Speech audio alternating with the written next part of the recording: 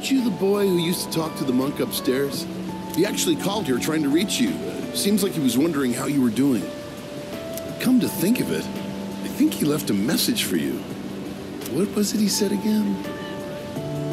Hey, don't give me that look. Just hang on a sec. Ah, found it. Here you go. I actually wrote it all down. Didn't think I had it in me, did you? Let's see. Oh man, the handwriting is awful. Who the hell wrote this? I found my wife and son. My son's still a good-for-nothing punk, and my wife is frigid as usual. She's like an old witch. What do you want? I'm on the phone. Hey, don't write this down, all right? Lots happened, but I apologized 1,000 times, and I worked to make things right. I guess you could say we fell in love all over again. I realized, instead of holding on to my pride, I needed to just suck it up and apologize. And it's all thanks to you. Well, you take care, kid. If it's meant to be, we'll see each other again. That's the gist of it. I'm pretty sure I got everything he said. Oh, and don't bother asking for a number. He didn't say. But like he said, you'll see him again if it's meant to be. Don't they say, like, fate lies in God's hands or something? Oh, wait, that'd be Buddha for the monk, huh? Anyways, that's that. If fate does bring you two back together, why don't you come party over here again? The monk left you a bottle tag, didn't he? Yeah, I'd give you the bottle, but how many years will it be until you're old enough to drink? Well, I'll save it specially for you. Until then, make sure you stick to soft drinks. I'll see you around. Well, look who it is. It's been a while. You've grown so much since the last time I saw you. Now, dear. They don't grow that fast. What must have happened is that we shrank. Isn't that right? Oh, is that how it is? Looks like you got one over on me. Say, you know our old shop here, Bookworms? I'm thinking it's due for a makeover. Something fresh, avant-garde.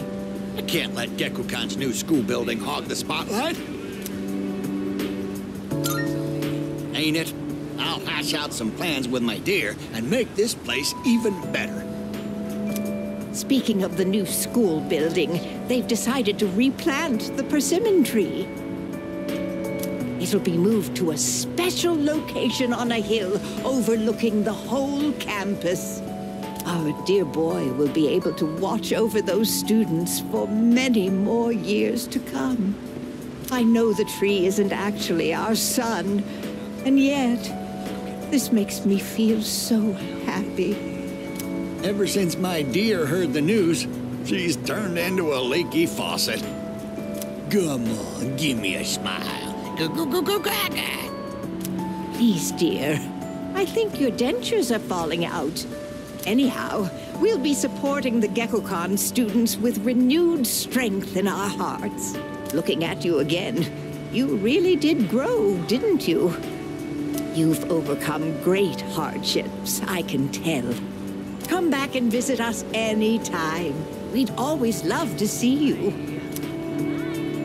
If we can get that young man to spread the word at Gekukan, there'll be no end to our customers. Not a bad idea, eh, dear? Come now, don't make him do our work for us. You don't have to put it like that. Besides, what are grandchildren for? Oh, you.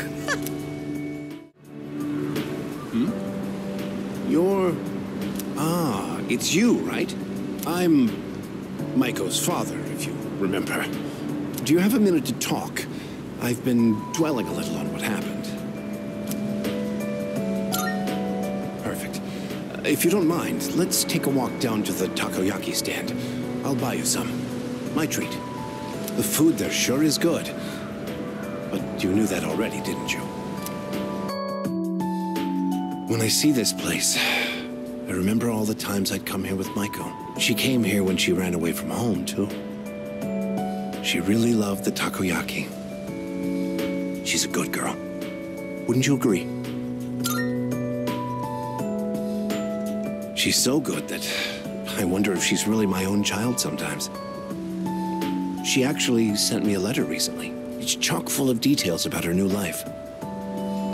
She said she's made a lot of friends. Let's see. She's in charge of the rabbits at her new school and has had to get up early to clean the cages. They scolded her for forgetting her PE uniform. She forgot her homework and had to copy a friend's. I guess she can be a bit absent-minded. I never knew that about her. Oh, and she did so well on her recorder test that she was asked to perform in front of everyone. Then she went on to talk about how she plays at the park by the school with her friends every day. Her mother's doing well, too. They're having a lot of fun together. Having fun. Must be nice. Nowadays, I just come home to an empty house. The rooms feel so big without those two around. I wonder if she feels the same way, living in a home with no father in it. We put her through so much because of our own problems. I feel terrible about it. By the way, I've actually got a bone to pick with you, too. Maiko must have really liked you, huh? She wrote all about it. I can't wait to grow up. That's why I'm drinking lots of milk. I'm going to marry him someday.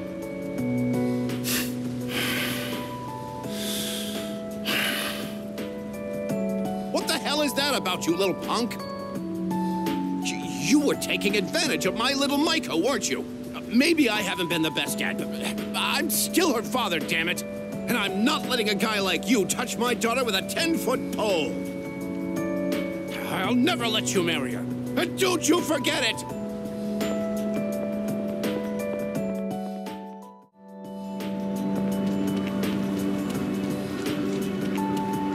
Hello there.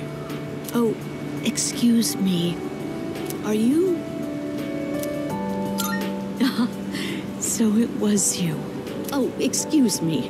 I'm Miss Kamiki, Akinari's mother. My son talked about you a lot. I was just thinking about him. If you have time, would you like to stay and talk for a while? That's wonderful. Please, sit down.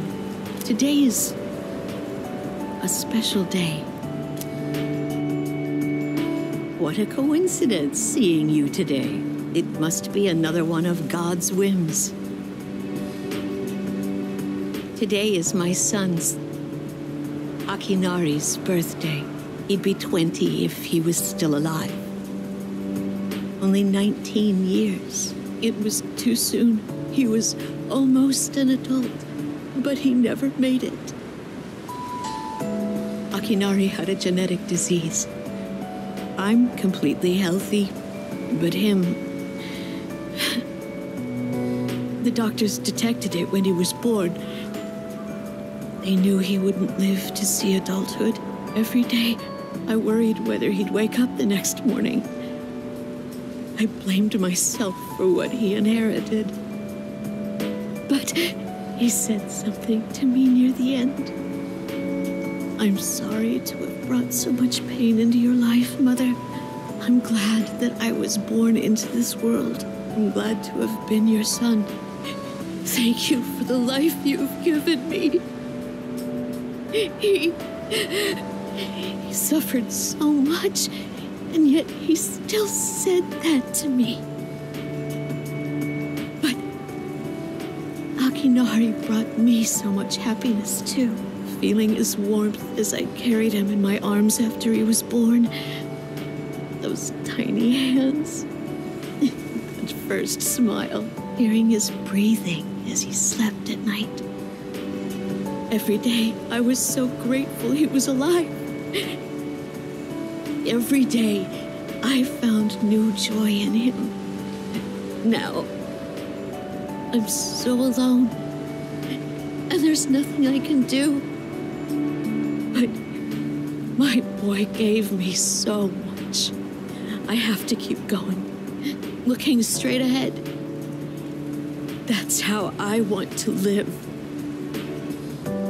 I'll eat the finest foods, visit the most exotic places. I'll do everything, absolutely everything that Akinari couldn't. I'll have so many stories to tell him about the things I've done on that day. When we meet again on the other side, if I didn't have that to look forward to, I don't know how I could go on. That reminds me, when my son's condition worsened, he started writing a children's story. But when I was cleaning out his room, I never found his notebook. He said he wanted you to be the first one to see it when he was done. Then he laughed and said I would be second. I suppose he wasn't able to finish the story.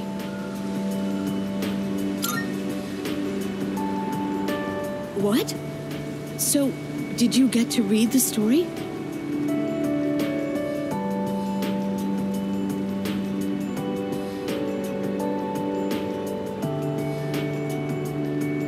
I see. So you did. I'm so glad. That was my only regret. It was awful to think that he wasn't able to finish his project. Oh, you should hold on to his notebook. I'm sure that's what he would want to. I'll hear the story from him directly when I see him on the other side. Now I have one more thing to look forward to. I'm glad I could finally meet you. Thank you. Before I go, let this old woman give you one piece of advice. Take good care of the ones you hold dear. If you wait until their day comes, it's too late.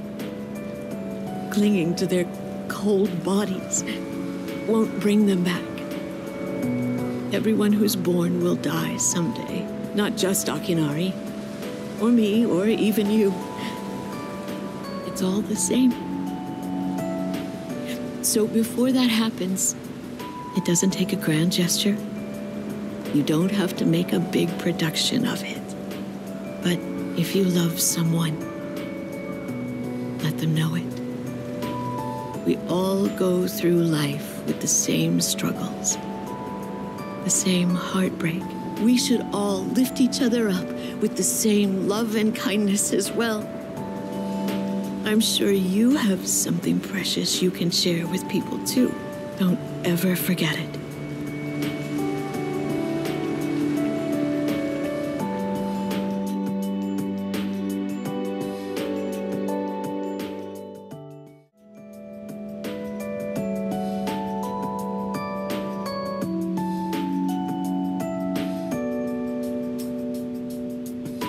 Coming up next, a special report on the Amazing Commodities Corporation, producer of Tanaka's Amazing Commodities.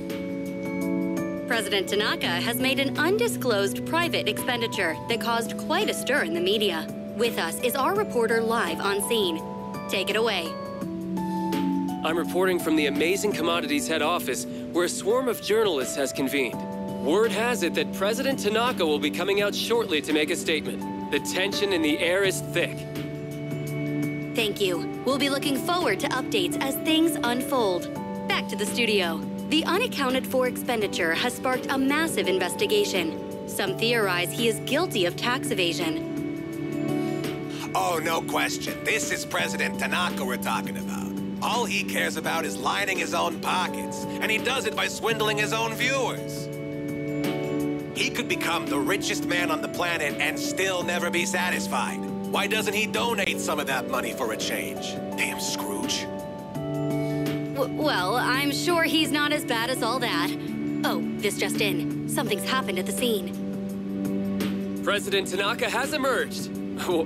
He's carrying a microphone. It looks like he's about to sing. Ready to go in your TV, Tanaka's Commodities, everybody's ultimate friend in greed. Hi, everyone.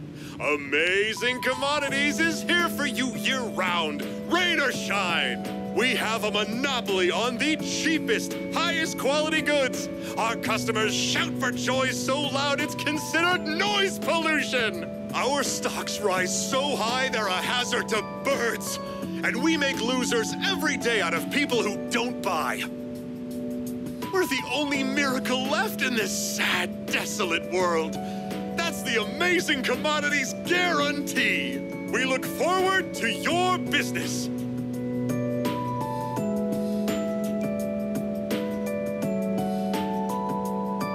Oh, he's gone. What the hell are you doing? You call yourself a reporter? If you can't get one lousy comment out of him, you're just giving him free advertising. We'll have to interrupt you there as we've just received a fax. It's from President Tanaka. The message reads, "Hi, this is Tanaka, the best friend your pocketbook ever had. And what's in my pocketbook is my own business. It's not my company's money, so what's it to them how I use it?